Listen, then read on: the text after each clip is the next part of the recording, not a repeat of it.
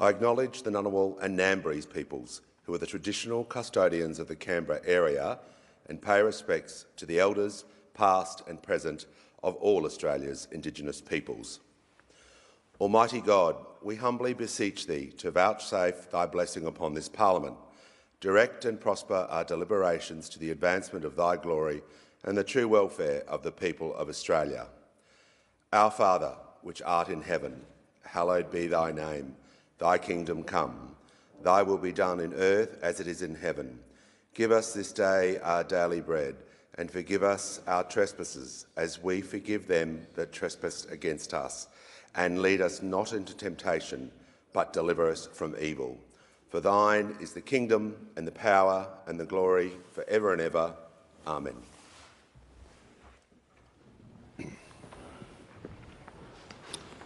Give the call to the Leader of the House.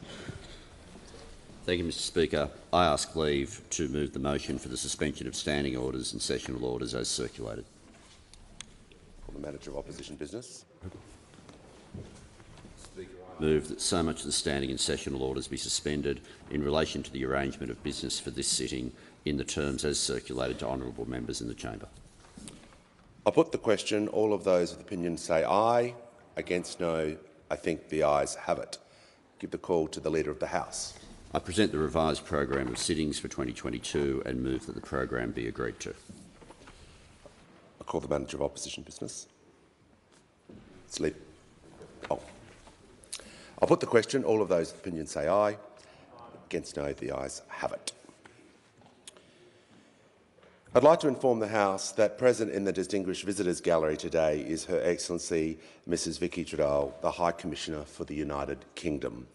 On behalf of the House, it is an honour to welcome you today, and I express my greatest sympathy to you and the people of the United Kingdom. And I call the Prime Minister. Mr Speaker, I move that an address to His Majesty King Charles III in the following terms be agreed to. Your Majesty, we, the members of the House of Representatives in the Parliament of the Commonwealth of Australia, express our deep sympathy with Your Majesty and members of the royal family for the great loss sustained in the death of Her Majesty Queen Elizabeth II, our late sovereign. On behalf of the Australian people, we pay tribute to and acknowledge Her late Majesty's exceptional life of dedication to duty and commitment to Australia and the Commonwealth. We extend our congratulations to Your Majesty on your accession to the throne. We express our respect for Your Majesty and pledge to work to achieve peace and prosperity for Australia and the Commonwealth. I call the Prime Minister. Mr Speaker, with the passing of Queen Elizabeth II, an historic reign and a long life devoted to duty, family, faith and service has come to an end. The second Elizabethan age is over. Despite all the solemn pageantry that has served to remind us of this sad fact, it is hard to grasp that Queen Elizabeth II now belongs to the realm of memory. We give thanks for her long and exceptionally well-lived life, and we do so here in the building she opened for a nation she loved as part of her greater family. A new permanent home for the Parliament she described as both the living expression of that federation and the embodiment of the democratic principles of freedom, equality and justice.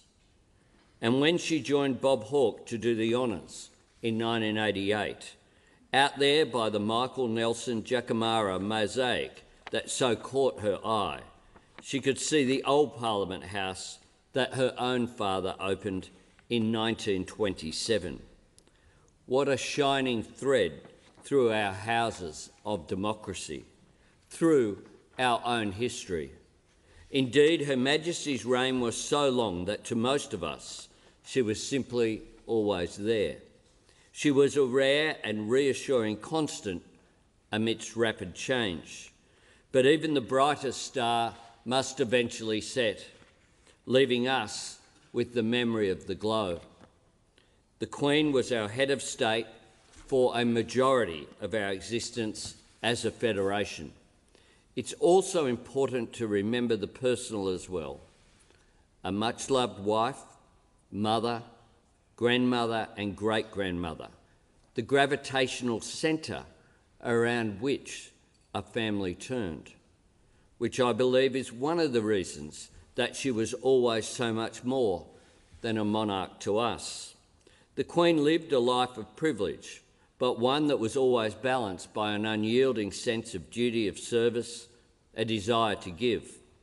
That noble counterweight of the spirit was something she bore faithfully for the United Kingdom, for Australia, and for the great family of nations we call the Commonwealth, a family that grew so swiftly on her watch. Even as the focus began to shift more towards the individual, the Queen embodied a sense of duty that placed community and selflessness first. The Queen never lost her belief in society. Underpinning all of it was an inner strength, one that was tested early. The first time was when her uncle, Edward VIII, abdicated, a seismic act that shifted the crown onto her father's head, transforming him into George VI and the young princess into the heir to the throne. And it all unfurled as Britain was about to face the threat of what Winston Churchill called the abyss of a new dark age. The second was when her beloved father died, aged just 56, finally spent by the burdens of war and illness. Princess Elizabeth was only 25, the news reaching her in Kenya the day before she and Prince Philip were due to board the SS Gothic for their journey to Australia. The dream of relatively calm years raising a family with Philip were over. The princess returned to England as Queen, the responsibilities of the throne on one shoulder, the sudden absence of her father on the other. Somehow, in her grief, she found the strength to measure up to the expectations of a nation and the 1,000-year-old institution into which she'd been born. When asked what name she would be taking as Queen, she bucked the trend by replying, "My own, of course." It was just one hint of the stability and continuity that she would provide. Over the past 184 years, the throne has been held by women for 133 of them, but remarkably, just 2 women. Queen Victoria, who was on the throne for over 6 decades, and her great-great-granddaughter, Queen Elizabeth, the first British monarch to reign for 7. When it came to the relationship between Queen Elizabeth II and Australia, 16 truly was the number most recalled. Through her reign, she consulted with 16 Australian Prime Ministers, starting with Sir Robert Menzies, 16 Governors-General, starting with Sir William McKell, and she made 16 visits to our shores, starting with a 58-day tour that saw her visit 68 towns and cities and pass through so many more. According to someone quoted at the time in the Forbes Advocate, by comparison, organising the Olympic Games would be quite simple. She got to know us, appreciate us, embrace us, and the feeling was very much mutual. She handed out trophies in schools. She chatted with outback families on the radio. There were people to comfort, achievements to be celebrated. There were openings and festivals, rodeos and surf carnivals. She got to know our landscapes and our character. All the time, she was gently endearing herself ever deeper into our national life. Along the way, Her Majesty had one of the most Australian experiences of all, sitting next to Bob Hawke at the races when his horse was winning. The photograph of these two connoisseurs of the turf in that moment is a perfect study in balance. The Queen sitting serenely, the Prime Minister like a firecracker in a suit. Bob was criticised, but as he later reflected, I took great pleasure in pointing a little later to a photo of the Queen showing similar exaltation when one of her horses won in England. When she first came to us, our pockets jingled with pennies and shillings. Television was still in the future, as was the filling of Lake Burley Griffin. When the Queen first addressed our Parliament, she was one of just a handful of women in the room, and that wasn't the only deficit among the faces gazing up at her. The White Australia policy was still in place, and the gift to the Queen of an Albert Namatjira painting notwithstanding, this nation was still a long way off any sort of reckoning with the truth of this continent's first inhabitants. Since then, we've changed in so many ways for the better, and the Queen saw it all. She was the patron of more than 20 Australian charities and associations. Throughout her reign, Queen Elizabeth II showed a deep affection for her country. From her famous first trip to Australia, the only reigning sovereign to ever visit, it was clear Her Majesty held a special place in her heart for Australia. 15 more tours before cheering crowds in every part of the country confirmed the special place that she held in ours. As monarch for more than half the life of our federation, the relationship between Australia and Britain matured and evolved throughout Her Majesty's reign. The Queen greeted each and every change with understanding, good grace, and an abiding faith in the Australian people's good judgment. This was the deft and diplomatic way she bound the diversity of the modern Commonwealth. The world today is almost unrecognisable from what it was in 1952. And there is no doubt, given modern technology, including television, that the Queen is the most famous woman who, during her life, has walked this earth. Throughout all the tumult and noise and tectonic shifts in those 70 years, so many old certainties were broken. New, more tentative ones took their place. Throughout it all was Her Majesty, a Queen who let her humanity show, who stood with us in times of hardship, even as she had endured her own. Of course, there was always Philip, whom the Queen once described as her strength and stay. Between the layers of formality and protocol, we sometimes got glimpses of the affection and the tenderness between Queen and Duke. After Prince Philip died, the most striking image from the funeral was the most human. No pomp, no regal splendour, just the Queen, alone in her sorrow. As Her Majesty once put it, grief is the price we pay for love. 70 years as sovereign is a towering record, yet what will always stand tallest in our hearts and our memories is the commitment and spirit to service and duty that the Queen so unflaggingly brought to her role, and the pride and sense of unity that she engendered.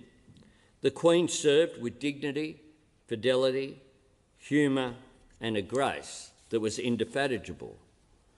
And she took nothing for granted. When she opened this place in 1988, she said something that rings even truer today, given global events. And I quote, "Parliamentary democracy is a compelling ideal, but it is a fragile institution. It cannot be imposed, and it is only too easily destroyed. It needs the positive dedication of the people as a whole and of their elected representatives to make it work."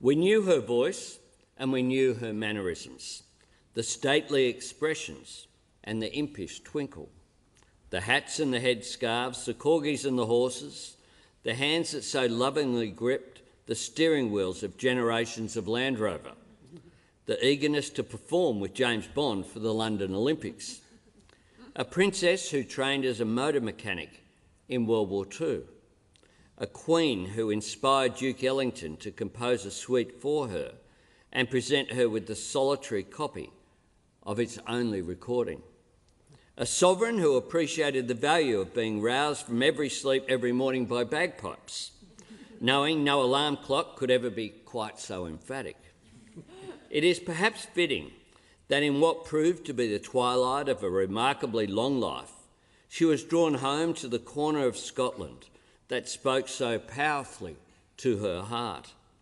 There at Balmoral, amid the sometimes severe splendour of the Highlands, she found that which eluded her in London.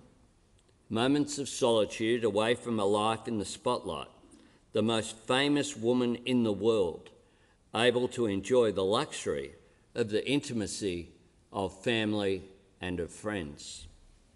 At the Sydney Opera House in 2000, Her Majesty bared the heart of her feelings for our country, saying, "Since I first stepped ashore here, I have felt part of this rugged, honest, creative land.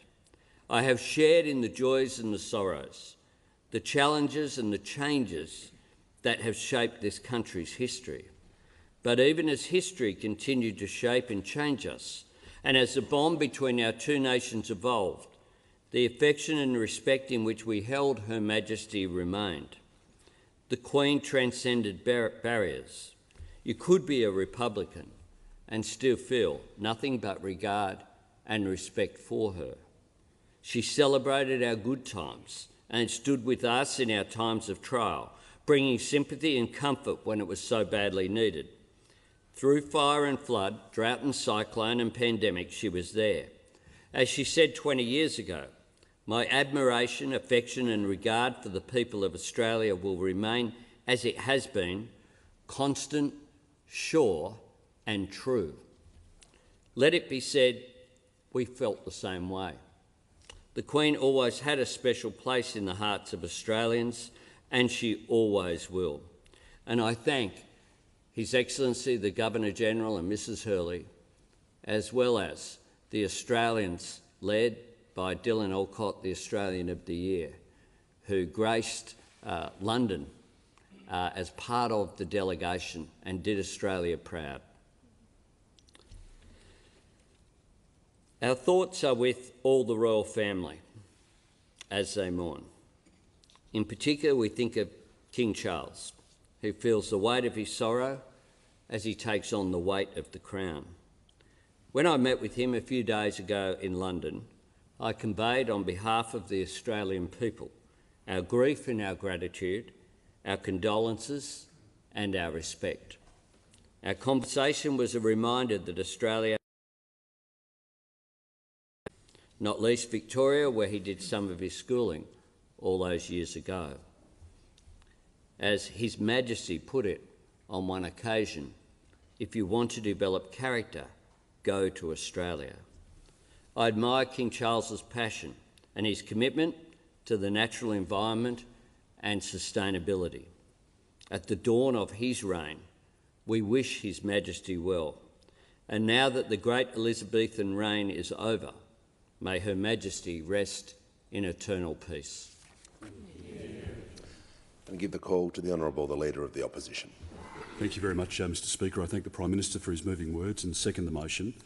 And it's a great honour to be here in this chamber to appreciate the opportunity to reiterate and build upon my remarks at yesterday's solemn national memorial service. On the death of Her Majesty Queen Elizabeth II, I said, never in modern history has there been a more dignified monarch, a more dutiful leader or a more decent human. The past 15 days of tears and tributes from around the world are testimony to the truth of that sentiment. We've been moved by the flowers laid, the wreaths placed, notes left, speeches delivered, condolences penned, candles lit, prayers said, salutes fired and silences held. No more so than by the poignant final farewell, Her Majesty's state funeral. If grief is the price we pay for love, then the outpouring of global grief for our dearly departed sovereign speaks to just how much she was loved. Queen Elizabeth's rule was extraordinary, the like of which we will never see again. A reign spanning 70 years with tens of thousands of public engagements. It's a legacy the little Lilibet could not have imagined. The sweet and shy child who loved horses, adored corgis, and liked to keep things tidy with the dustpan and brush, wanted to be a lady living in the country. But a king's abdication and her father's reluctant accession in 1936 brought an end to the idyllic family life spent at 145 Piccadilly in London and the Royal Lodge in Windsor. 10-year-old Elizabeth, heir to the throne, was appalled to hear that she would be moving into Buckingham Palace forever. Fate thrust a life of duty upon Elizabeth, but to duty Elizabeth would dedicate her life. For only 4 years later, in 1940, the teenage princess, matured by war, made her first radio broadcast, reassuring evacuated children that all will be well. Indeed, 80 years on, in one of her last broadcasts, she would echo those sentiments of comfort to those isolated and separated by COVID-19. "We will meet again," she said. After turning 18, she contributed to the war effort as an army mechanic and learnt to drive trucks. Aged just 25 years old, she succeeded her father on the throne, inheriting a shrinking empire and a country trying to carve out a new patriotic identity in the Cold War world. Upon one young person, so much was expected by so many. Elizabeth neither yearned for a return to empire nor sought to reinstate it. She had the strength to venture beyond the safeties of the past, knowing that the path to modernity must be forged differently. An emphasis not on the people serving the monarch, rather on being a monarch who tirelessly served the people. She set a new course, giving herself, her heart and her soul to the Commonwealth, to champion, as she described it, that equal partnership of nations and races built on friendship, loyalty and the desire for freedom and peace. That commitment saw her travel the world. She covered more than 1.5 million kilometres, visited more than 100 countries, met many thousands of people and hundreds of leaders. With characteristic humility, she greeted all those she met with courtesy, treated them all as equals, and offered an attentive ear. It was, however, Churchill, Reagan, Obama and Mandela who left a lasting impression. She said of the latter that the most gracious of men has shown us all how to accept the facts of the past without bitterness. Her historic trip to the Republic of Ireland in 2011 exemplified that spirit of reconciliation. Our sovereign had a deep affection for Australia, visiting on 16 occasions between 1954 and 2011. She opened our new Parliament House in the Sydney Opera House and in Melbourne, lit the eternal flame at the base of the cenotaph at Melbourne's Shrine of Remembrance, and met construction workers in a tunnel of the Snowy Mountains hydroelectric scheme. Beyond our capital cities, she visited places in every state and territory: Alice Springs and Albany, Dubbo and Devonport, Mackay and Mildura, Tamworth and Townsville, Whyalla and Wollongong, and more besides. She looked forward to meeting people from remote locations who, she said, have been such a distinct and enduring part of the Australian way of life. The Queen would admit that she always felt a special bond with a people whose creative energy and collective ambition is leavened by genuine warmth, generosity and humour.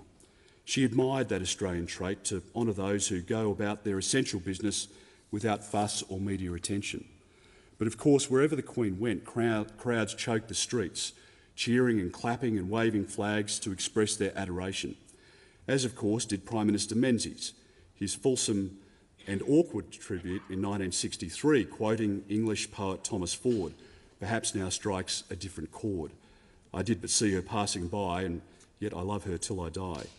Queen Elizabeth lived through the pivotal events of the 20th and 21st centuries: wars and conflicts, depression and recession, decolonisation and independence, the race to the moon and the attainment of civil rights, the brilliance of Olympic Games and the barbarity of terrorism, the sorrow of natural disasters and the solitude of pandemic. She was a realist and an optimist, stating, "I've lived long enough to know that things never remain quite the same for very long. The future is, as ever, obscure. The only certainty is that it will present the world with new and daunting problems. But if we continue to stick to our fundamental ideals, I have every confidence that we can resolve them." Elizabeth presided over an era of remarkable technological change. In 1983, she reflected, "In the years I was born, radio communication was barely out of its infancy. There was no television, civil aviation had hardly started, and space satellites were still in the realm of science fiction. When my grandfather visited India in 1911, it took 3 weeks by sea to get there. Last month, I flew from Delhi to London in a matter of hours." 1957 saw her first televised Christmas message. Year after that inviting, warm and familiar face of our Queen with her radiant smile It would beam into our living rooms year after year. Most never met her, of course, but felt they knew her. We drew on the wisdom of her words and on the comfort of her voice. As technology evolved, she embraced its changes. As we got to see more of the Queen, we saw more of her cheeky humour and her sense of fun. Her joy at the racecourse, her quip at the G7 leaders' photo shoot with her dry sense of humour. "Are you supposed to be looking as if you're enjoying yourself?" she said. Her Olympics cameo with Daniel Craig delivering a perfect "Good evening, Mr Bond." And most magically, her tea with Paddington Bear, confessing that she too hid marmalade sandwiches. Despite being royal, the Queen was rarely ostentatious. Many of her habits, as we know now, were frugal, eating cornflakes out of Tupperware, turning off lights to save electricity, and using 2-bar electric heaters instead of lighting grand fireplaces. Like us, she had her own television show favourites, Downtown Abbey, Dad's Army and Doctor Who. Churchill was right in his assessment. She was a lady whom we respected because she is our Queen and whom we love because she is herself. Each year, the Queen took a summer break at Balmoral Castle in Scotland. There, she fleetingly lived out her alternative life as a country lady. Her dedication to duty rarely saw her down tools in paving the royal road of service. Indeed, her service was grounded in regimented routine. Each day, she would receive the red box, judiciously going through its contents of briefing papers and legislation. A diary full of official meetings, engagements or visits would follow. The Queen found joy in reading and responding to correspondence from the public, saying, "Every day hundreds of letters come to my desk, and I make a point of reading as many of them as I possibly can. I value all those letters for keeping me in touch with your views and opinions." And just as people from all walks of life were inspired by the Queen, so too was she inspired by them. She said, "We hear much of public life, the hurly-burly of Parliament, the media, big business, city life, but for most people, their contribution at whatever age is made quietly through their local communities. To most of them, service is its own reward. There are all sorts of elements to a free society, but I believe that among the most important is the willingness of ordinary men and women to play a part in their life of their community, rather than confining themselves to their own narrow interests. Above all else, what made Her Majesty Queen Elizabeth II tick was the importance she placed on family, on faith, on democratic institutions and on values. Those constants were permeated throughout her reign, which was characterised, of course, by great change. The Queen saw the family as the focal point of her and our existence, the core of a thriving community. In her duty to country and Commonwealth, Elizabeth did not neglect her responsibilities as a daughter, as a sister, as a wife, a mother, a grandmother, or a great-grandmother. Yes, her own life, of course, was not without family controversies and tragedies. Her annus horribilis in 1992, Princess Diana's death in 1997, and the losses of her mother and sister in 2002. But for a Queen admired for her almost transcendent qualities, those events would reinforce just how human she was. The Queen suffered her greatest loss in 2021, the death of her beloved husband, the Duke of Edinburgh, Prince Philip.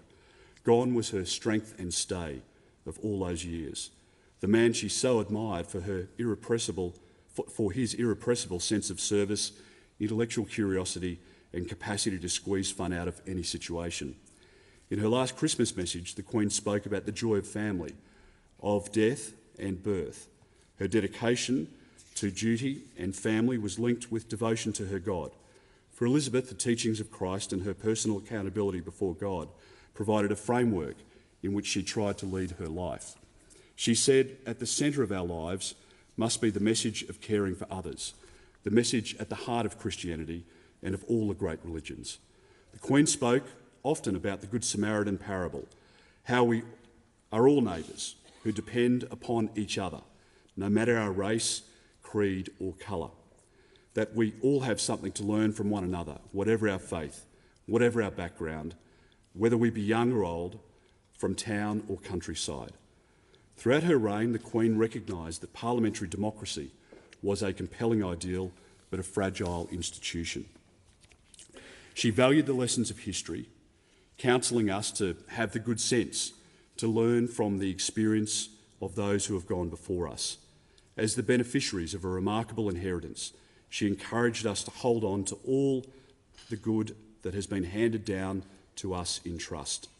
We remember her profound words of 1957. Trouble is caused by unthinking people who carelessly throw away ageless ideals as if they were old and outworn machinery. They would have religion thrown aside, morality in personal and public life made meaningless, honesty counted as foolishness, and self-interest set up in place of self-restraint. And she stated in 1990 that nowadays there are all too many causes that press their claims with a loud voice and a strong arm, rather than with the language of reason. Mr Speaker, the record attests to the achievements of the second Elizabethan age. She left the monarchy in a stronger position than the precarious one she inherited.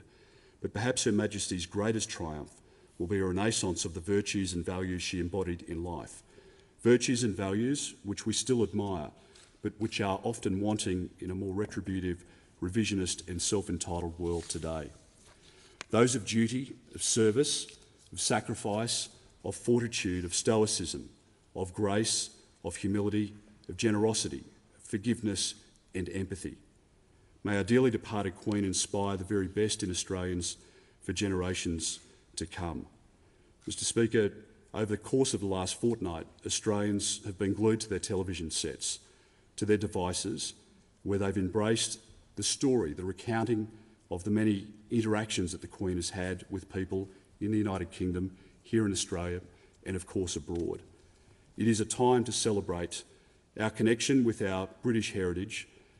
I acknowledge the presence in the chamber today of the High Commissioner, a very dear friend of our country and a great ambassador for her own country. The way in which the Prime Minister, the Governor-General and the delegation that they led represented our country in the United Kingdom over the course of the celebration of the Queen's life and the commemoration services that were conducted in London was a great credit to each of them and was a great moment of honour for our country. Today we say with heartfelt gratitude, good night to the Queen. May she rest in peace, in eternal peace, and long live the King. The question is that the motion moved by the Honourable the Prime Minister be agreed to, and I give the call to the Deputy Prime Minister. Thank you, Mr Speaker, and can I acknowledge the beautiful words of the Prime Minister and the Leader of the Opposition. And can I also acknowledge the presence in our chamber of the High Commissioner from the United Kingdom, Vicky Treadle. It is really wonderful to have you here today. After 64 years on the throne, when Queen Victoria died at her retreat on the Isle of Wight in January of 1901, the response across the British Empire was profound and it was consistent. It was observed that for most people, they had lived their entire lives during her reign, and that Queen Victoria had been a constant during a period of unmarked change, defined by the Industrial Revolution and the tremendous developments in technology which it initiated. That change was seen in Australia through Queen Victoria's presence accompanying Federation. She died just 3 weeks after the birth of our nation, and her touch is everywhere. 2 states are named after her. Our country's first capital was named after her first British Prime Minister. And in one form or another, there is a memorial to Queen Victoria in every major city in the country. As we think about the events and the response of the last 2 weeks, with the death of Queen Elizabeth II, there was an earlier expression in those events which occurred more than a century ago. And as the Prime Minister rightly observed, it is remarkable to think that since 1837, in the 185 years hence, the throne has been occupied for more than 70% of that time by just 2 women. On the death of Queen Victoria, the Newcastle Chronicle in the northeast of England reported that whilst Few of its inhabitants had ever seen Her Majesty or knew of her good works. And here's where the comparison starts to differ. Because while Queen Victoria provided that incredible constant of presence, she did so during an era where the public glare was relatively limited. There are no photos of an early Queen Victoria. There are just a few videos which show a grainy image of an older Queen Victoria in the distance. And there is no recording of Queen Victoria's voice which is in existence. And yet those technologies, which emerged during her reign, made the corresponding task of Queen Elizabeth to provide that constant presence, that constancy which has been the handrail for change, a task of a completely different order of magnitude. Queen Elizabeth's coronation was the most watched event on TV to that point in time. The video which documents the 1954 visit to Australia is regarded to this day as the most important pre-TV footage in Australia's social history. And indeed, on that visit, almost 3/4 of the entire population over those 2 months actually came out to see Queen Elizabeth. Queen Victoria never left Europe. In her 70 years on the throne, Queen Elizabeth embarked on 250 official overseas trips to 131 different countries. Her image, her voice, are the most seen and most heard of any human in history. It's estimated that during her reign she has shaken the hands of hundreds of thousands of people. It must be closing in on 1 million people. And through all that time, her presence has been constant and predictable, calm and full of grace. In 70 years, she did not put a foot wrong. It is an achievement of public engagement on a gargantuan scale. And what it really means is that if you think about the entire history of the kings and queens of England, from 1066 and William the Conqueror right through to the present, Queen Elizabeth, perhaps alongside her namesake, stands right up there as one of the greatest. The essence of her engagement was a comforting reassurance, which was never felt so much as during times of crisis, such as in 1966, during the Aberfan mine disaster in Wales, where a mudslide claimed the lives of 151 people, most of whom were kids. The Queen visited Aberfan 8 days after that event, and her presence and her visit gave comfort to grieving parents. Decades later, survivors of that disaster would describe the Queen's visit as a positive and integral part of their experience of that tragedy. And in turn, the Queen would say of Aberfan that she was impressed by the remarkable fortitude, dignity and indomitable spirit that characterises the people of this village and the surrounding valleys. After the September 11 attacks, the Queen said to the people of New York, "Nothing that can be said can begin to take away the anguish and the pain of these moments. Grief is the price we pay for love." In the aftermath of the Black Saturday bushfires in Victoria, the Queen asked to be kept abreast on a daily basis personally about the disaster, its aftermath and the government response. And she sought those daily briefings for months after the event. And that, accompanied by a contribution that she made to the local Red Cross, gave a sense of connection to the people on the fireground with the Queen. And then more recently, during the pandemic, her words come with a wisdom of an intelligent mind that has experienced a long life. As she said to the world, "Though self-isolating may at times be hard, many people of all faiths and of none are discovering that it presents an opportunity to slow down, pause and reflect in prayer or meditation. Using the great advance of science, and our instinctive compassion to heal, we will succeed. And that success will belong to every one of us. During these times of crisis, she was the exhausting focus of attention. And it's worth dwelling on that. Because to give a moment to shake the hand of a complete stranger was literally the daily routine of the Queen's life, and yet for the person who received that moment, it was a once-in-a-lifetime experience. And to understand that difference, and yet to give every time, hour in, hour out, day in, day out, year in, year out, shows an astonishing generosity of spirit and a bigness of heart. She must have been a truly remarkable person.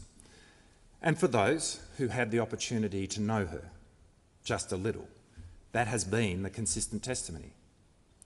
When I was much younger, I had the thrill of having lunch at university with Gough Whitlam. And of all the topics about which I might speak to that great man, we found ourselves talking about the Queen. And he spoke in such glowing terms about how wonderful a person she was. And I was really struck by his description, but I was just as struck by the fact that it was Gough Whitlam who was giving the description. You know, his words align with all that we've heard spoken about the Queen in the last 2 weeks. I think it does give something of a sense of why we are experiencing, why there has been such an outpouring of emotion across Australia, irrespective of one's views about our constitutional arrangements, across the Commonwealth and most particularly across the United Kingdom. Yes, it is about the fact that this is a moment in time, a moment in history. We are, for most of us, experiencing an event that we've never seen before, and maybe we won't see again. And so in these moments there is a natural tendency to walk down an introspective path about our own life's journey. But it's also about the person. It is about her. It is about acknowledging an astonishing life of unparalleled service to others. The Queen was right when she said that grief is the price we pay for love. But in this instance, grief is also the appreciation across the breadth of Australia of a deeply grateful nation. Vale, Queen Elizabeth II. The question is that the motion moved by the Honourable Prime Minister be agreed to, and I give the call to the Leader of the Nationals.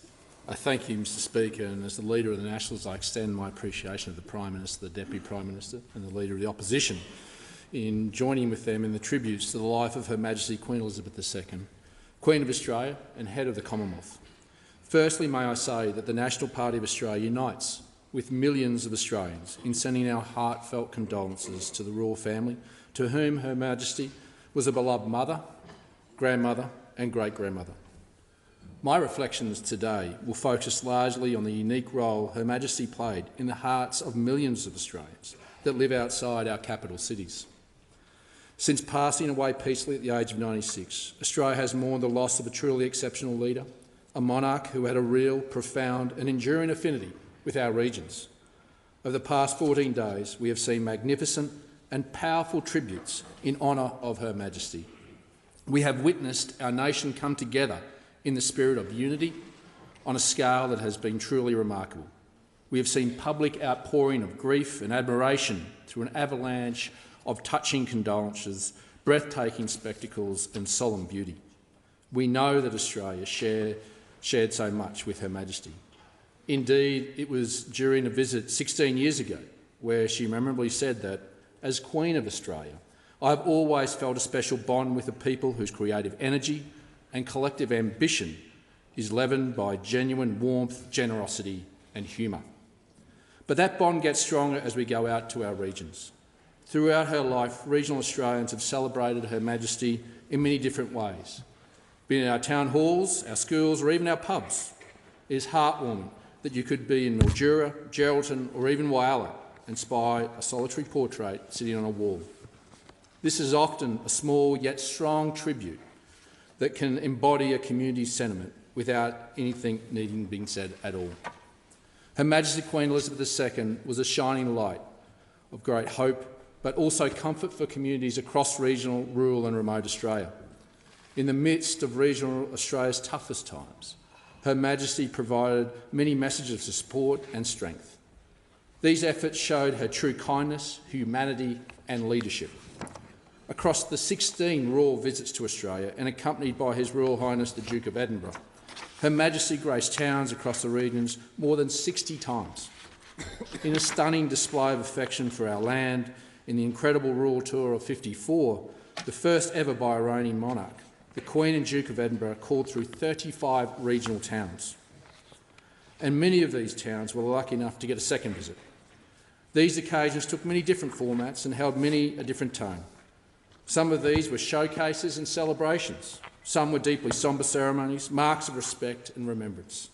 Yet almost all of these moments were simply a dream come true. They were real-life storybook moments that did not matter if you were a small child in Coffs Harbour or a middle-aged bloke in Mackay. This was an opportunity to get a glimpse or even meet the Queen.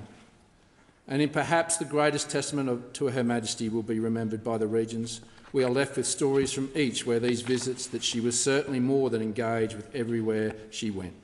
In my own electorate of Maranoa, Her Majesty went through Cunnamulla and Longreach twice. Don Walker, or Outback Dan as he is commonly known, tells the story of the visit to Camden Park Station in Longreach. On April 15, 1970, the Queen arrived in her Rolls-Royce, and it was my dad's job for the day to ensure the driveway leading into Camden Park Station was graded so the Rolls-Royce didn't bottom out. People came from as far as Roma, Rockhampton and Mount Isa to attend a luncheon hosted by the matron of the local hospital. The matron sat with the Queen, introducing her to the dignitaries, and over lunch they discussed issues regarding rural women, their lifestyles, the community and what they had been able to pioneer while Prince Philip mingled with the men. Her Majesty marvelled that it was the only place she'd been to in the world where she could actually see 360-degree views without a man-made structure in sight. One of the reporters from the travelling media pack thought she'd visit the local pub to ask the locals what the visit actually meant to them personally.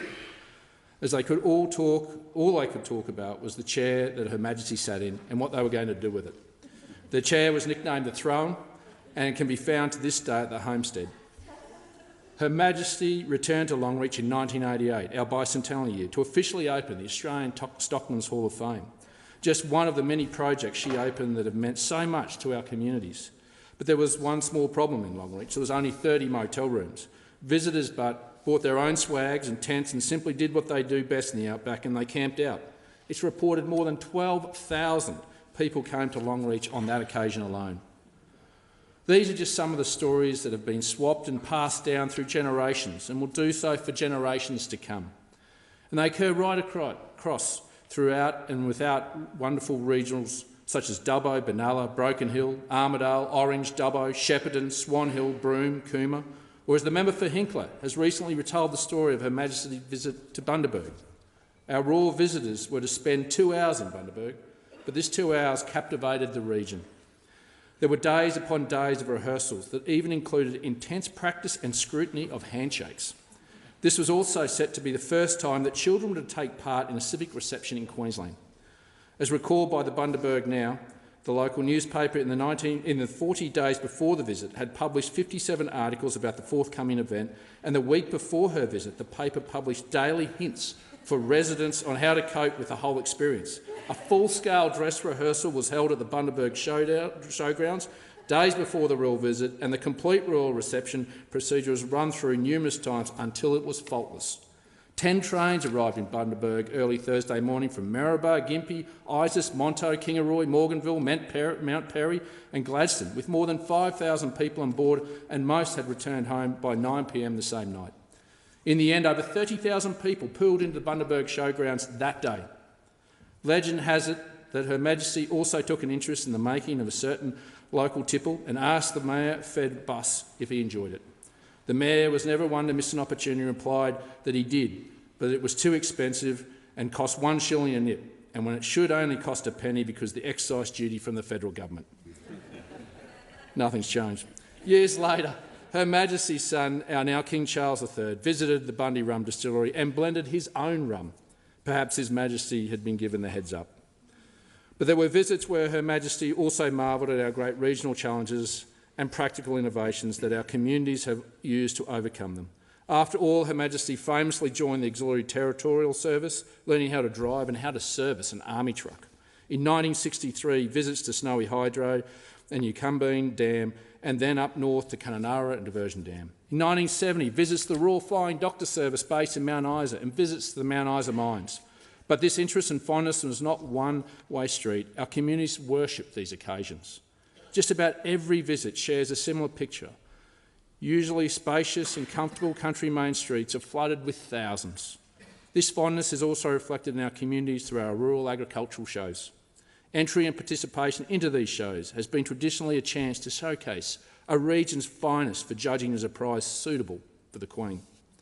In the member for Riverina's electorate in 1954, Her Majesty attended the Wagga Wagga Agricultural Show, observing the wood chopping and wool classing. Yet again, thousands lined the streets and has been heralded as Wagga's greatest day.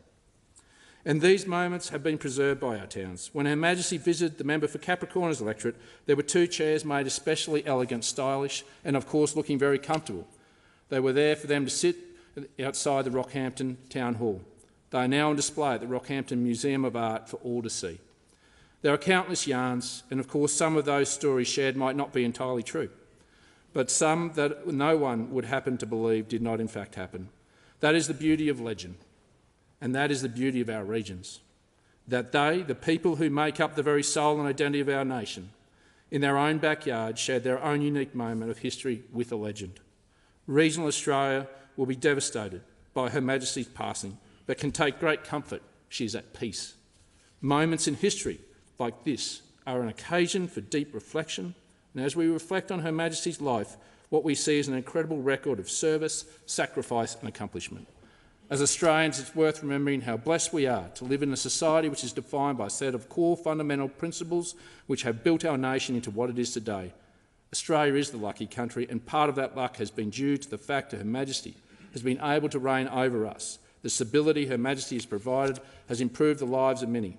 Freedom of speech, freedom of conscience, and a free, robust democratic system of government.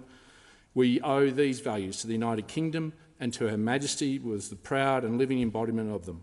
And it is by staying true to these values as Australians that the memory of Queen Elizabeth II will always live in our hearts. This is a sad time as we now say our final goodbye, and goodbyes are always hard. But as we grieve for Her Majesty, we also thank you. Thank you for your remarkable leadership. Thank you for your immense contribution to our nation and our history, for your love, loyalty and sacrifice. Mr Speaker, I would like to finish by quoting a message of condolence that was left in my electorate office in Dalby by Mr Arthur Cootes. To their Royal Highnesses, our deepest heartfelt sympathies to all on the passing of Her Majesty Queen Elizabeth II. I had the honour of serving as a soldier under her and took pride in my service for her. Never forgotten and always loved. Vale, Her Majesty Queen Elizabeth II. I understand it is the wish of honourable members to signify at this stage their respect and sympathy by rising in their places, and I ask all present to do so.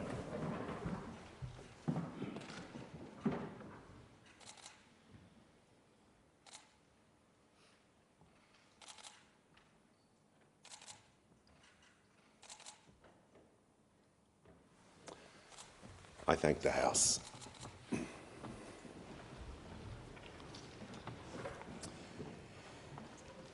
The question is that the motion moved by the Honourable the Prime Minister be agreed to, and I give the call to the Leader of the House. Thanks very much, Mr Speaker. It was not appropriate at the start when I was moving the procedural motions to give a speech explaining what the arrangements for the day would be, so I'll do that now so that the House is aware, but I thank the House for allowing that to go through without debate.